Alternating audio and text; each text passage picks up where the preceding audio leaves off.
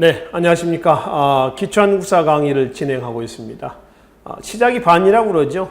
벌써 이제 반을 넘어선 것 같습니다. 그간의 그 강의를 통해서 여러분들이 한국사에 대해서 취미 좀 붙이시고 재미 좀 붙이셔서 앞으로 기본 강의를 진행하는데 많은 도움이 좀 됐으면 좋겠습니다. 자, 지난 시간에 저희가 고려의 토지제도하고요, 조선의 토지제도, 즉 전식과하고요, 과전법에 대한 얘기를 살펴봤었습니다. 경제 파트에서 가장 중요한 부분이기도 했었고요. 거기에 나와 있는 토지의 종류까지는 우리가 살펴보지는 못했습니다만은 시간 관계상 전식과 체제에서 혹은 과전법 체제에서 나왔었던 공전과 사전을 분류를 하셔서 그 토지의 용도별로 이해하시는 것은 기본이다라고 이해를 하시면 되겠습니다. 자, 이 시간에는 11번째 강의가 되겠습니다. 남할요초에서 한번 말씀을 드렸습니다. 즉 고려 건국 과정에서 말씀드렸습니다만은 한국사 전개 과정에서 과도기적인 상황 속에서 전개된 사실들은 되도록이면은 이해를 좀 하시라라고 이제 말씀을 드렸습니다. 역사는 암기 과목이 아니라 뭐다? 흐름이다라고 하는 거죠. 그러니까 외워야 할 부분도 분명히 있습니다. 그렇다고 해서 외우지 않아도 된다라고 하는 건 아니죠.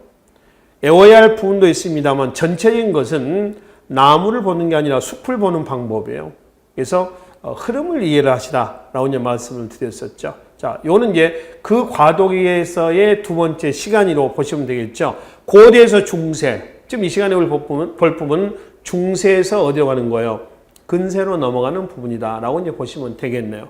시기는 14세기에서 15세기로 넘어가는 과정으로 이해하시면 됩니다. 조선은 1392년입니다. 정확히는 14세기 말입니다. 근데 조선을 14세기 말에 건국됐다라고 얘기는 잘 하진 않습니다. 왜냐하면 좀 14세기 말, 그럼 또 복잡해져요.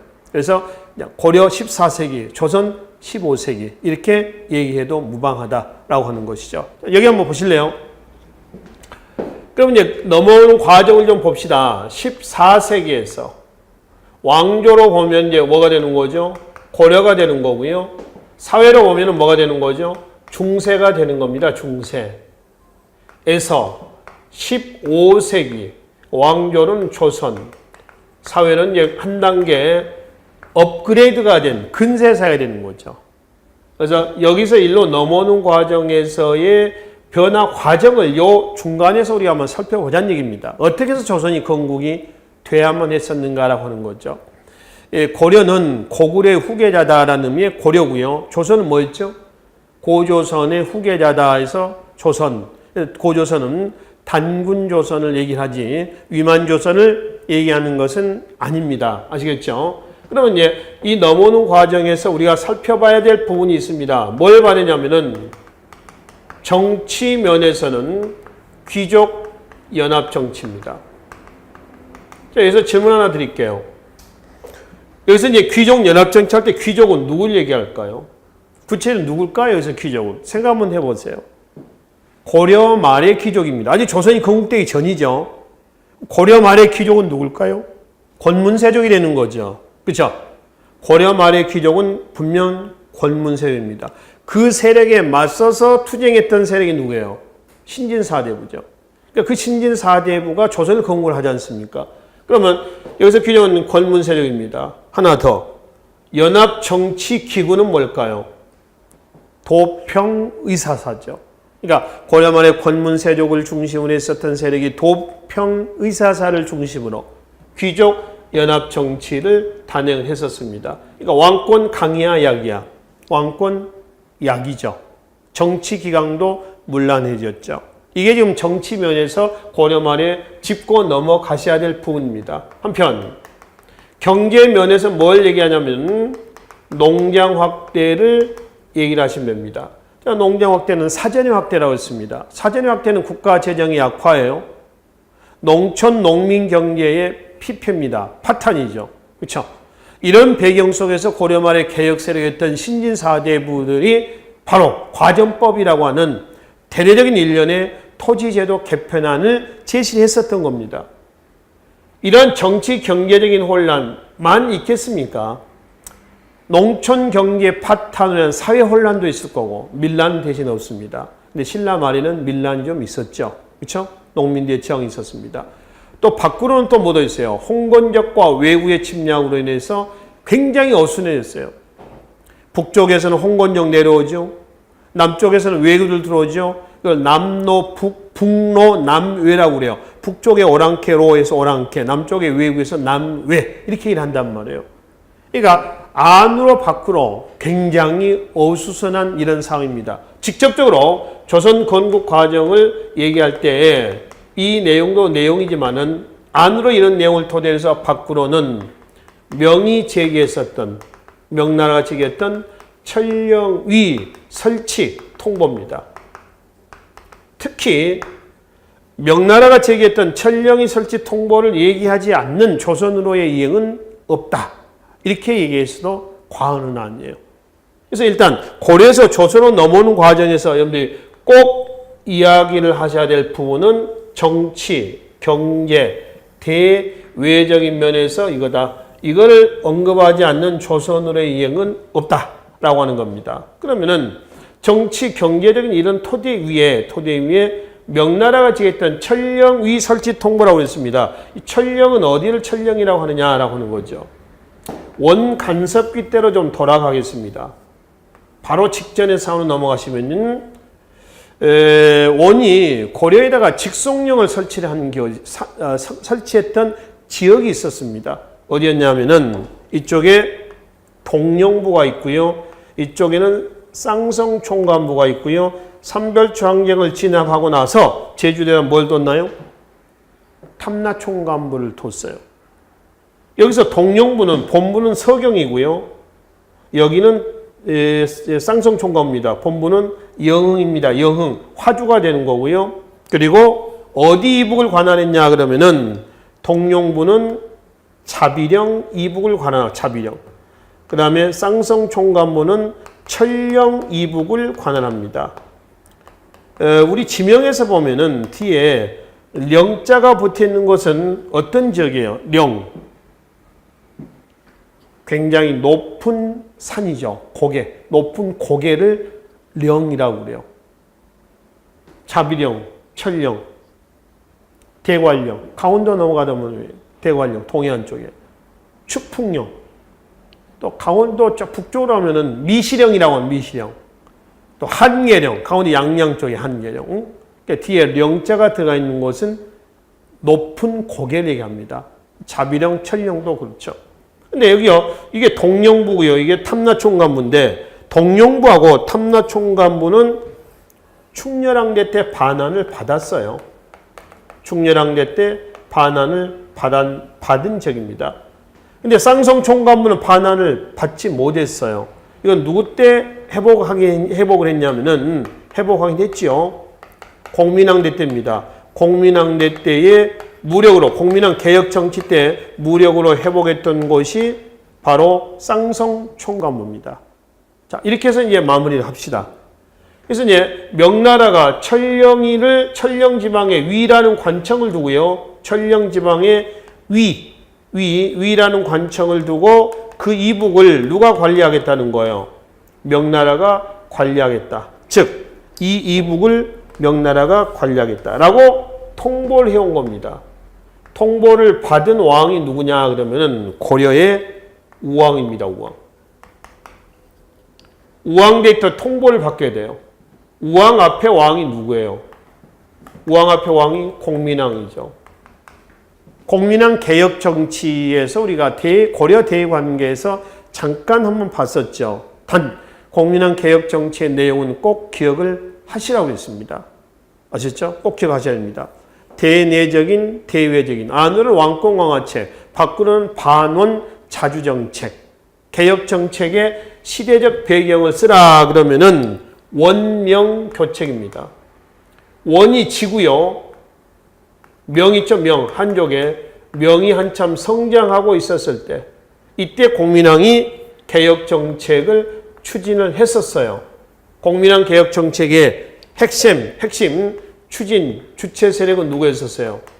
신진사대부죠. 이 신진사대부는 대외적으로는 친명파고요. 이 신진사대부의 개혁의 주체 사상은 뭐냐 그러면 뭐라고 그래요? 성리학입니다. 성리학. 성리학이에요. 근데 개혁정치 추진 과정에서 공민왕이 암살이 돼요. 그러고 나서 누가 나오나요? 우왕과 창왕이 나오는 거죠. 그 다음에 이제 공양왕이 나오죠. 이 공양왕이 34년 마지막 고려 왕에 해당이 되는 겁니다. 그러면 공양왕 때 공민왕 개혁정치 실패 이후에 공민왕이 피살이 되고 우왕이 등장했습니다. 우왕대 집권 여당은 누구냐면은 권문세족이에요. 이 권문세족은 대외적으로는 친원파고요. 사상적으로는 얘네들은 훈과학과 불교를 사상적 기반으로 했던 세력들입니다. 그러면 우왕대 때 권문세족이 친원적인 성향을 보입니다. 그럼 우왕대 때 얘네들이 친원적인 성향을 보였다라고 할 때 이거는 얘네들이 잘하고 있는 대외 정책이에요? 아니면 잘 못하고 있는 대외 정책이에요? 잘 못하고 있는 겁니다. 왜 그렇죠? 중국은 이미 원이 지고 홍건적의 난으로 해서 원이 지고 그 홍건적을 주동했던 주원장이라는 사람을 중심으로 해서 명이 건국이 됐어요. 명이 한참 성장하고 있었습니다. 이때를 이용해서 공민왕은 친명 세력 신진사대를 중심으로 해서 개혁 정책을 추진했던 거죠. 그런데 우왕대 때는 권문세족이 등장하면서 이러한 배경임에도 불구하고 여전히 친원적인 정책을 추진하는 겁니다. 원과 내통을 하고 하는 거죠. 누가 이제 반발하는 거예요? 명나라가 이제 거기에 발끈하는 거죠. 그래서 명나라가 천령 지방에다가 위라는 관할 관청이라고 보시면 됩니다. 위를 두고 그 이북은 우리가 통보하겠다. 공민왕대 무력으로 회복한 지역은 우리가 통보하겠다, 관할하겠다라고 통보를 해오는 겁니다. 그럼 우왕대 권문세족은 그래라 이렇게 했겠습니까? 아니면은 무슨 소리냐라고 반발했겠습니까? 반발하는 거죠. 그래서 우왕대 권문세족은 명예 천령이 설치 통보에 대해서 즉각 반발합니다. 그 반발이 뭘로 나왔냐면은 요동정벌론으로 나오게 돼요. 즉 명나라 니네가 천령 지방에다 위라는 관청을 두고 이북을 관할하려고 한다라고 한다면은 우리는 여기가 요하죠. 요하. 그러면 여기가 명나라 수도 어디예요? 베이징, 북경이 되는 겁니다. 그럼 우리는 어떻게 하겠다는 거예요? 바로 북경과 천령이의 중계 지점이었던 여기가 어디예요? 요하의 동쪽이죠. 요동이요, 요동. 그렇죠? 요동을 우리는 정벌하겠다. 그래서 요동정벌론이 제기가 되는 겁니다. 근데 이 요동정벌론에 대해서는 대다수는 하자라고 하는 분위기였는데 일부는 하지 말자라고 하는 그런 분위기였어요. 하자 누구? 권문세족 계열이었던 최영이고요. 하지 말자 누군가요? 이성계입니다. 이성계 사불가론이 나와요. 네 가지 이유를 들어서 하지 말자라고 하는 겁니다. 최영과 이성계는 나이 차가 많이 납니다. 거의 아버지 아들 정도의 나이뻘이에요. 나이로 보면은 그 중에 이성계의 네 가지 불가론에 대한 얘기가 있어요. 자, 자료 한번 봐봐요, 교재. 이성계 사불가론에서 자, 해석은 돼 있고, 한자만 좀 읽어볼게요. 이소역대 기불가. 기불가라고 하는 것은 그래서 안 된다. 이런 뜻이죠. 두 번째, 하월 발병 기불가. 여름철에 군대를 일으키면 안 된다. 세 번째, 거국 원정 외승 기허 기불가. 마지막, 시방 지금 서우 장마철 노궁 해료 대군 진력 기불가였습니다. 그러니까 당시 고려 말의 그 상황을 반영을 해서 안 됩니다 그랬거든요. 근데 요동정벌론에 대한 주장은 대세는 하자라고 하는 분위기입니다. 그래서 결국 최영 주장하에서 요동정벌이 단행이 됐어요. 여기에 이성계도 조민수 등과 함께 따라갔습니다. 따라갔던 얘네들이 압록강 중류 위화도에서 군대를 돌렸어요. 이게 위화도 해군입니다. 1388년입니다. 이건 누구의 작품이냐면은 이성계, 즉 요동정벌에 반대했던 옛날 이성계 등의 작품입니다. 압록강 중류에 있는 섬인데 지금은 이 섬은 없어졌어요. 없어졌습니다. 군대를 돌렸다 그래서 뭐라고 그래요? 회군이다 라고 일합니다. 그래서 조선 건국 과정에서 우리가 좀 훑어보면은 흐름은 크게 이렇습니다. 첫 번째, 군사적 기반을 장악하게 된 계기는 뭡니까? 라고 하면 뭐다? 바로 위화도 회군이다. 이렇게 쓰시면 돼요.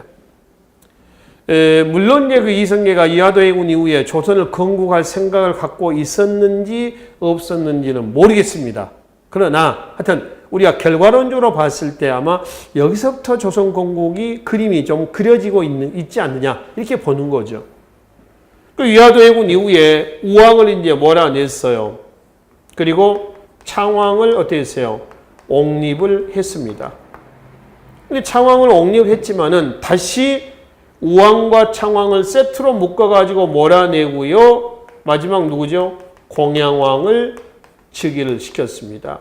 요 사건이 뭔지 아시죠? 요 사건이 바로 1389년에 폐가 뭐라고 그래요? 입진이라고 얘기를 합니다. 1389년, 그러니까 위화대군 다음 해가 되는 거죠. 요 폐가 입진은 조선 건국 과정에서 두 번째 정치적 기반을 장악하는 그러한 계기가 되었다. 다음 중 조선 건국의 정치적 기반을 장악한 사건은 뭐냐? 폐가 입진이다. 무슨 얘기예요? 폐가 가짜를 폐지하고 없애고 입진 진짜를 들여놓는다라는 얘기입니다. 구체적으로 얘기하면은 우왕과 창왕은 누구의 자식이다? 신돈의 자식이라는 겁니다. 이거 왕통이 아니다. 왕족이 아니다. 이런 얘기죠. 그래서 우왕과 창왕을 신돈의 자식으로 매도하고요. 공양왕을 옹립을 시킵니다. 물론 우왕과 창왕이 진짜 신돈의 자식인지 아닌지는 모르겠습니다. 이거는 신진사대부의 조선건국 과정에서의 명분이죠. 일종의 명분. 어떤 명분이 있어야지 이거 아니지 않느냐 라면서 등장할 거 아닙니까? 뒤집어 엎을 거 아니에요. 그렇죠? 그런 명분으로 이해를 하시면 됩니다. 하여튼 폐가 입진한 사건을 계기해서 공양왕이 즉위가 됐고 공양왕 즉위 이후에 개혁 방법론을 둘러싸고 개혁을 주도했던 누구죠? 신진사대부, 사대부 세력이 분열이 됩니다. 자, 여기서 하나만 더. 이 신진사대부는 원래는 이 권문세족에 반발했던 개혁 세력으로서 공민왕제 때 과거제도를 정비하면서 등장했던 세력이에요. 근데 그 사대부가 마지막 공양왕제 때 분열이 됐습니다. 분열된 이유는 뭐라고요? 개혁 방법론입니다. 그러니까 고려 체제 내에서 개혁을 하느냐 아니면 고려 왕조를 부정하고 새로운 왕조를 세우느냐. 역성혁명이라고 그러죠. 성을 바꾼다. 즉 왕시성을 바꾼다. 성씨를 바꾼다는 것은 왕족의 성씨를 바꾼다는 거예요. 이거는 왕조를 바꾸겠다라고 하는 겁니다. 그래서 개혁 방법론을 둘러싸고 바로 어떻게 분열됐냐 그러면은 온건파 사대부. 이거는 체제 내적 개혁이죠. 그 다음에 혁명파, 급진파, 혁명파라고 하겠습니다. 급진파 내지 혁명파 사대부 이렇게 나눠졌어요. 전반적으로 누가 우세했습니까? 라고 하면 누구? 얘네들이 전체적으로 우세한 세력이에요. 모든 면에서. 딱 하나 밀린 게 있습니다.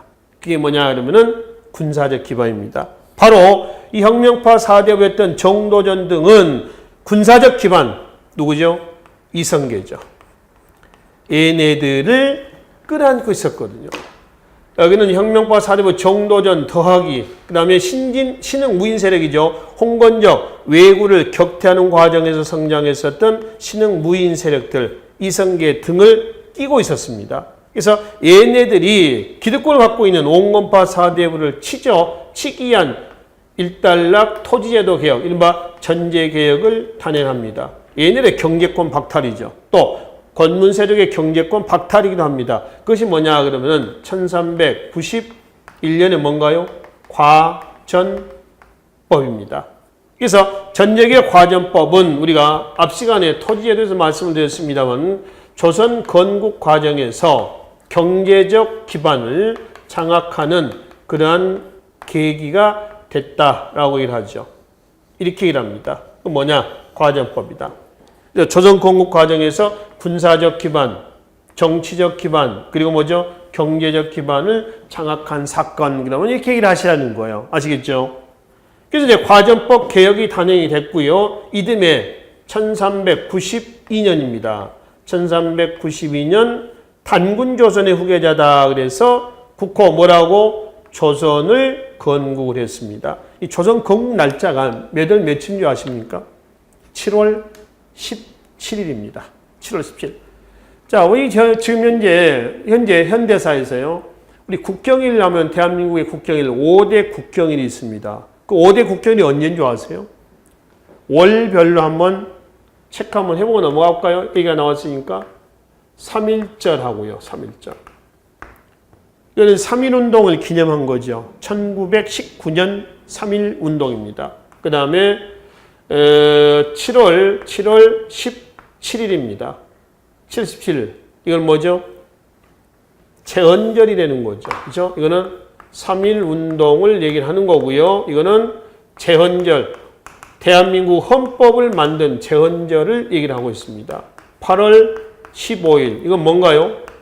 광복절이죠. 광복절. 그쵸? 그러면 또 뭐가 있나요? 10월이죠. 10월. 10월 3일. 뭔가요? 개천절입니다. 개천절.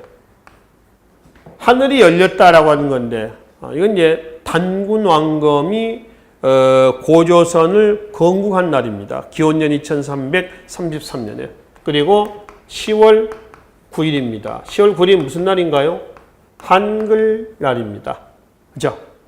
1443년에 제정이 돼서 만들어져서 1446년에 반포가 됐다는 바로 15세기 때의 세종대 한글을 얘기합니다. 이게 우리나라의 5대 국경일이에요. 이때는 태극기를 개양을 하도록 되어 있습니다. 그렇죠? 2014년인가 13년인가 14년인가 이렇게 갑니다. 강원도 소방직 시험 문제 이런 문제가 나옵니다. 다음 중 대한민국의 국경일이 아닌 날은 이런 문제가 출제가 됐습니다. 뭐가 나오냐면 이것 중에 3개가 나왔겠죠. 나오고요. 또 하나 6월 6일이 나왔습니다. 6월 6일은 무슨 날인가요? 현충일이죠. 현충일. 현충일은 국경일이 아니에요. 그렇죠? 여기 국경이라고 하는 건 뭐야? 자, 나라 국자죠. 나라의 경사스러운 날이 뭐야? 국경일이에요. 현충일은 경사스러운 날이 아니죠. 나라와 민족을 위해서 목숨을 바친 호국 영령들의 어떤 그 혼을 추모하는 날입니다. 간단히 말하면 제삿날입니다. 잔칫날이 아니라는 얘기죠. 이건 잔칫날이고 제삿날이거든요. 이게 하나 나왔었어요. 근데 국경일 개념이 별로 여러분들 사실은 솔직하게 가슴에 손 얹어놓고 말이죠. 5대 국경일 아신 분이 있습니까? 아마 계실 수도 있습니다. 근데 저는 한 반반 정도 봅니다. 반반 정도. 그리고 이거는 국경일이 아니라 추모일이에요. 구분하셔야 됩니다. 근데 태극기를 다는 날은 이날 외에도 또 있습니다. 10월 1일도 태극기를 답니다. 10월 1일은 무슨 날이죠? 국군의 날이에요. 그렇죠? 이때도 태극기를 달아요. 이때 태극기를 다는데 이때 태극기는 조기를 답니다. 조기. 근조할 때 이 조자예요. 이 조기를 달아요. 태극기 폭보다 한 단계 내려서 단다라고 하는 겁니다. 조기죠. 이 조기 얘기는 아니니까 갑자기 생각났습니다. 예전에 말이죠. 예전에 그렇게 오래된 얘기는 아닙니다. 한 2, 3년 전으로 지금 기억을 하는데요. 모 방송국, 라디오 방송국에서 나온 어떤 시청자의 사연이 인터넷을 도배한 적이 한번 있었습니다. 6월 아마 6일 현충일 지나서 나니까 6월 6일 6월 달쯤 아마 됐던 것 같습니다. 어느 모 초등학교 선생님이 1학년 담임 선생님이 1학년들에게 숙제를 냅니다. 아마 6월 5일 날 숙제를 냈던 모양이에요. 6월 6일은 현충일입니다. 이가 학교에 나오지 않는 날이죠. 그러니까 초등학교 1학년에게 숙제를 내는 거죠. 가정학습 숙제를 내는 겁니다. 뭐라고 했냐면은 내일 현충일이니까 조기를 달고 대문이나 베란다나 어디다 조기를 달고 그리고 그거를 인증을 해서 사진, 요즘 초등학교 학생들 다 그 스마트폰이나 전화기는 다 들고 다니지 않습니까? 또 요즘 초등학교 아이들 보면 거의 뭐 밴드 같은 걸 만들어서 각 학급에 소통도 하고 하는 공간이 있습니다. 거기다 올려라. 이렇게 이제 얘기를 했던 모양이에요. 현충일이니까 조기를 달아서 사진을 찍어서 올려라. 이렇게 전달했습니다. 근데 초등학교 애들은 이제 집에 가서는 중간에 빼먹은 거죠. 현충일이니까 이걸 빼먹고 집에 가서 엄마에게 다짜고짜 대문이나 베란다에 조기를 달아놓고 사진을 찍어서 올려라. 이렇게 이제 전달하는 겁니다. 갑자기 이제 중간에 빼먹다 보니까 학부모님들이, 어머님들이 이게 뭐냐, 조기가. 이것도 무슨 뭐 과학 시간에, 무슨 생물 시간에 무슨 뭐 숙제 아닌가? 라고 해서 부랴부랴 조기를 사다가 생선 조기 있지 않습니까? 조기를 사다가 베란다 걸어놓고 사진을 찍어서 학교 밴드나 그 학급 밴드에 이제 올렸던 마냥 카페라든가. 그래서 담임선생님이 그걸 보고 뒤로 넘어졌다는 거죠. 그걸 이제 글을 써가지고 라디오 모 방송국에 이제 시청자의 사연을 올린 거죠. 그랬더니 그게 뜬 겁니다. 그래서 그게 인터넷으로 이제 또 공개가 된 그런 일이 있었습니다. 그거는 생선족입니다. 여기서 얘기하는 조기는 뭐요? 추모한다라는 의미의 조기입니다. 혹 여러분들 태극기 그릴 수 있습니까?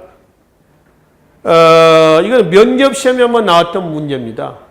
강원도 지방직 행정직 시험에서 면접 시험에 나왔던 문제인데 태극기를 한번 그려봐라 라고 하는 거죠. 태극기요. 100명이면은 1명 정도는 제대로 그립니다. 근데 99명은 태극기 못 그려요. 아마 여러분도 태극기 못 그리실걸요? 태극기 절대 제대로 못 그립니다. 태극이 있고요. 여기에 주역에 궤가 있죠. 3개. 여기가 4개입니다. 여기가 5개입니다. 여기가 6개입니다. 이런 정도. 근데 어떤 학생들은 뭐 이 궤도 못 그려요. 어느 식이냐면은 뭐 이런 식으로 그립니다. 이런 식으로. 이런 식으로 그리고요. 이런 식으로 막 그려요. 어디서 귀화하셨나 봐요, 이제. 그렇죠? 귀화하더라도 태극기는 그려야 될 텐데, 뭐 귀화 시험을 보진 않아서 잘 모르겠습니다만. 가장 많이 헷갈린 부분이 태극 모양입니다, 태극을 이렇게를 많이 그립니다, 보니까. 여기서 이렇게 해서 이렇게 그리기도 하고요. 또는 뭐, 여기서 이렇게 그리기도 하고, 거꾸로 이렇게 반대로. 이런데 다 틀렸고요. 중간에 출발하는 게 아니라 여기서 이렇게 대각선을 그었을 때 여기서 내려와서 가운데 점 찍고 이렇게 하는 겁니다. 요 태극 모양에서 많이 좀 틀린 것 같아요. 그리고 요 태극하고요. 여기하고 규격이 같습니다. 이렇게 하죠. 이게 건곤감리라고 해서 서로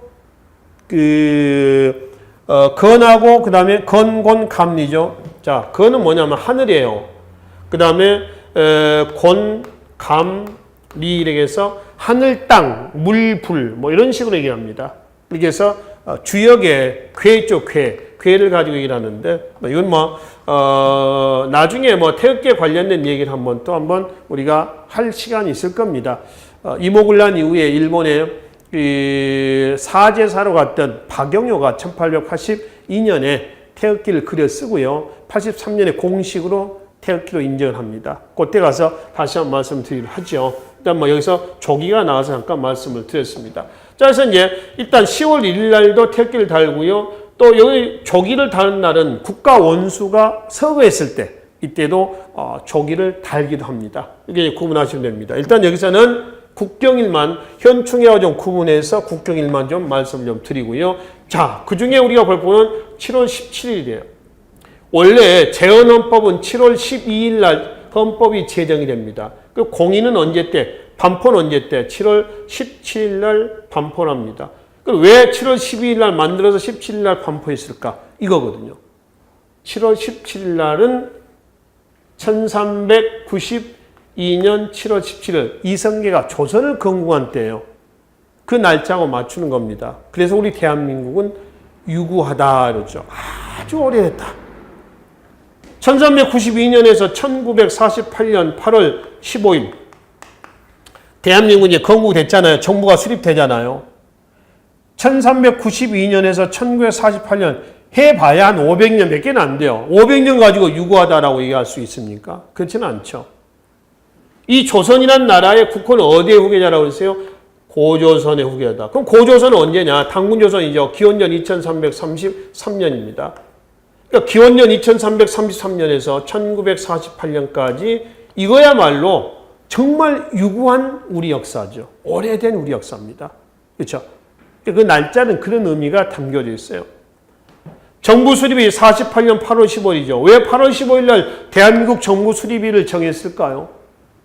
광복된 날, 광복은 1945년입니다. 광복날을 기리는 겁니다. 물론 이성계 7월 17일은 1392년 7월 17일 음력입니다. 이거는 그리고 양력이죠. 48년에. 그렇죠? 근데 음력, 양력을 따지지 않고 7월 17일이라는 날짜에 의미를 두는 것이에요. 그래서 제헌절 대한민국 정부 수립 과정에서 헌법을 제정해서 반포했던 제헌절은 이성계의 조선 건국 날짜를 맞춰놓은 것이다. 이렇게 이제 보시면 돼요. 자, 이렇게 해서 이제 건국된 조선 왕조는 분명 고려 왕조와는 다른 새로운 사회로의 전환이었다. 즉, 중세에서 어디로? 근세 사회로의 전환이었다라고 얘기를 합니다. 자, 이게 이제 조선 건국 과정입니다. 그래서 조선 건국 과정에서 이 흐름을 여러분들이 이 시간을 통해서 정리하시고 또 하나 정리를 하셔야 겠습니다. 바로 4대부 세력들이 개혁 방법론을 둘러싸고 어떻게 나눴다고요? 온건파, 혁명파 4대부로 나눠졌다라고 말씀드렸죠. 이 온건파, 혁명파의 성향을 좀 잠깐 보고 넘어가야겠습니다. 이거는 바로 우리가 다음 강의에서 정리해야 될 훈구 사림에서 다시 보겠지만 연계가 되는 부분이에요. 과연 어떤 세력이었느냐라고 하는 겁니다. 둘 다 원래는 누구에서요? 신진 4대부에서 출발합니다. 이 신진 4대부의 등장은 고려예요, 고려. 그렇죠? 고려입니다. 고려시대 때 각 시기별 지배 계층들이 있어요. 잠깐 좀 봅시다. 자, 10세기는 고려 사회를 주도했던 세력은 누구냐면 지방 호족입니다. 12세기 고려 사회를 주도했던 세력은 누구냐면 문벌 귀족이에요.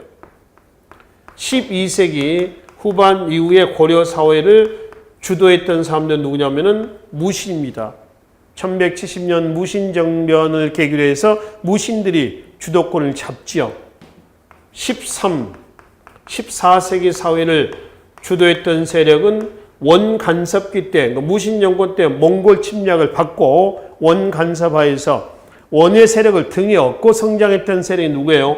권문 세족입니다. 친원파라고 아까 저기서 말씀을 드렸죠. 그리고 이제 고려 말에 이 권문 세족의 사회 모순을 수습 또 개혁을 제창하면서 14세기 후반에 성장했던 세력이 누구죠? 신진 4대부예요. 이 신진 4대부 세력이 고려 말 공양왕제 때 개혁 방법론을 둘러싸고 온건파 4대부와 그 다음에 뭘로? 혁명파 4대부로 나눠진다. 이 얘기란 말이에요. 그렇죠? 그래서 이제 얘네들이 나중에 온건파 4대부가 이제 사림으로, 그러니까 훈구로 넘어가는 그런 이제 과정입니다. 그는 붕당 정치에서 나중에 따로 한번 설명 좀 드리도록 하겠습니다. 이게 일단 고려시대 때 지배계층의 변천 과정입니다. 친원파, 친명파. 또 얘네는 훈구학과 불교를, 얘네들은 뭐를? 성리학을 사상적 기반으로 했던. 또 얘네는 재경 부재 대지주고요. 그러니까 몸은 서울인데 지방에 많은 토지를 가지고 있는 얘는 지방의 중소지주입니다.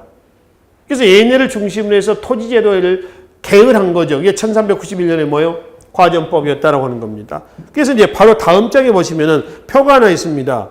급진개혁파, 혁명파 4대부 얘네들이 후자인 온건개혁파 해가지고 온건파 4대부입니다. 그 표 좀 잠깐 보고 넘어갑시다.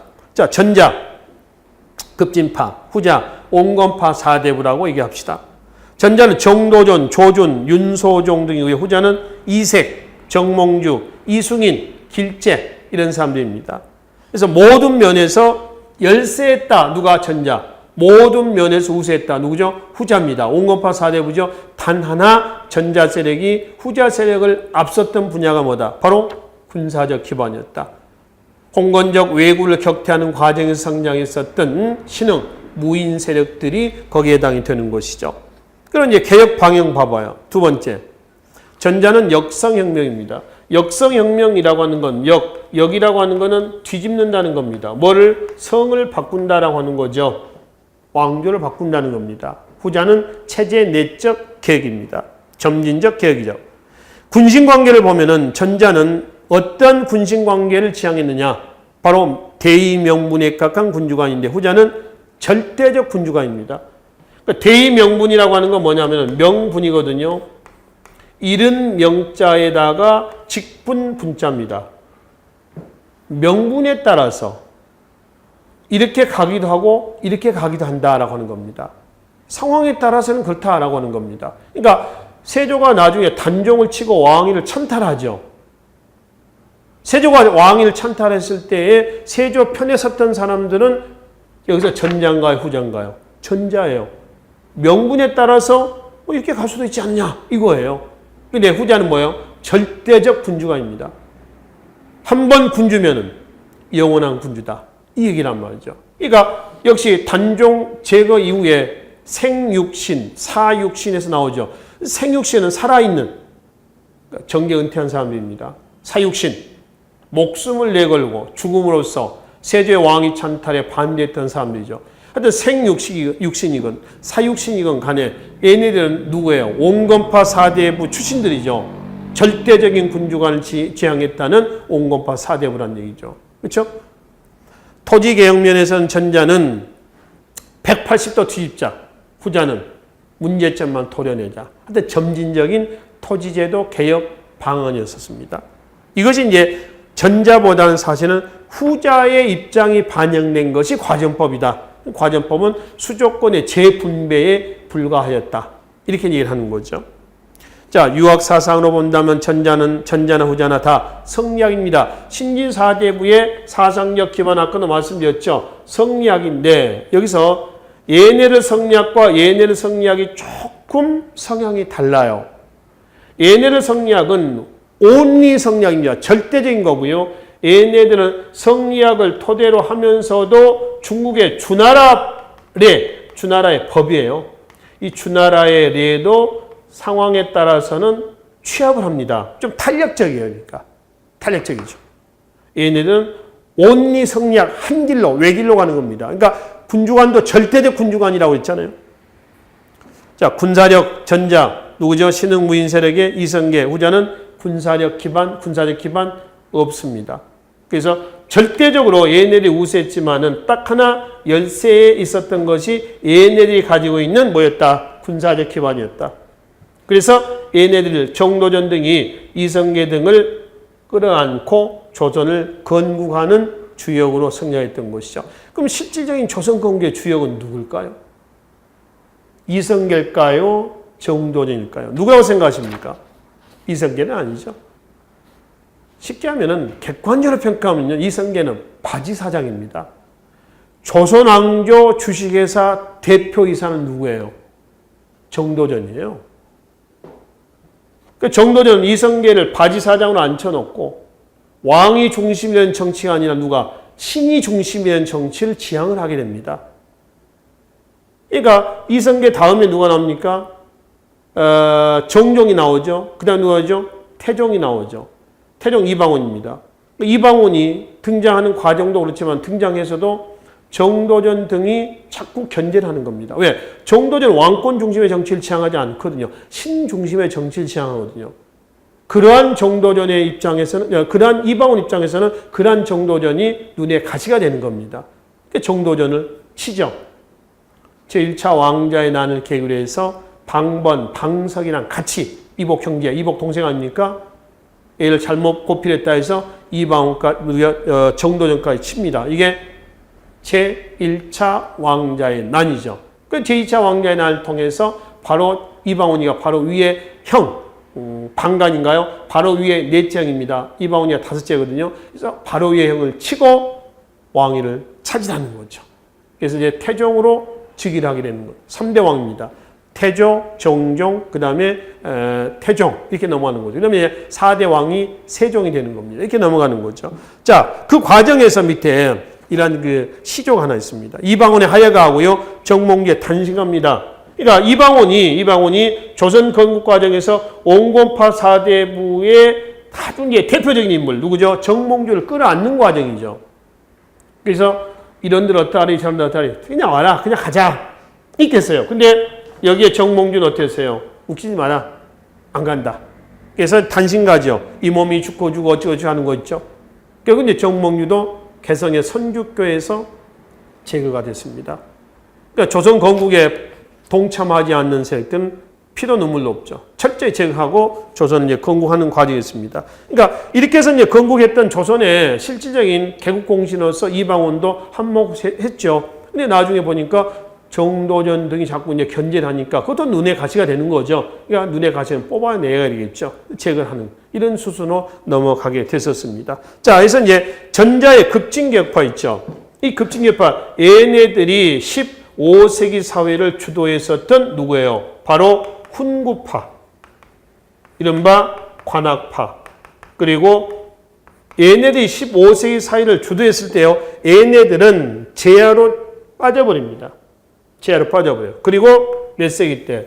16세기 이후에 권력을 잡습니다. 얘네 누구냐면 살인파입니다. 지방 사학 출신이다. 그래서 얘를 뭐라고 하죠? 사학파라고 얘기를 하는 거죠. 그래서 얘네들이 나중에 이제 살인들이 동인과 서인으로 나눠지면서 거기서부터 이제 뭐가 진행되는 거죠? 붕당 정치가 전개되는 겁니다. 그 붕당 정치 전개 부분은 훈구 살림에서 우리가 다시 보기로 하고요. 이거는 잠깐 쉬었다가 다음 강의에서 바로 연결해서요 정리를 좀 하도록 하겠습니다. 그래서 이 시간에는 고려에서 조선으로 넘어오는 과정까지만 여러분들이 정리를 하시면 되겠습니다. 자, 수고하셨습니다.